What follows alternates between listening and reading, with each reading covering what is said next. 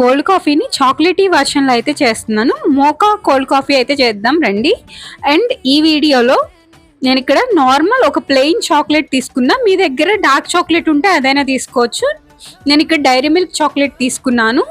And ఈ dairy milk చాక్లెట్ని hot వాటర్లో వేసుకొని బాగా మనం డైల్యూట్ చేసుకోవాలి, బాగా మిక్స్ చేసుకోవాలి. అండ్ ఇది మొత్తం లిక్విడ్ కన్సిస్టెన్సీలోకి వచ్చేంత వరకు బాగా మిక్స్ చేసుకున్న తర్వాత నేను ఇక్కడ ఒక సాచెట్ కాఫీ పౌడర్ వేస్తున్నాను. మీకు ఎంత క్వాంటిటీ కావాలో అంత క్వాంటిటీ కాఫీ పౌడర్ వేసుకోండి. నేను కొంచెం కాఫీ తక్కువ తాగుతాను కాబట్టి తక్కువ వేసుకున్నాను. అండ్ ఇది మొత్తం మిక్స్ చేసుకున్న లిక్విడ్ని అండ్ దీంట్లో మిల్క్ని, ఈ చిల్డ్ మిల్క్ వేస్తున్నాను ఇక్కడ నేను.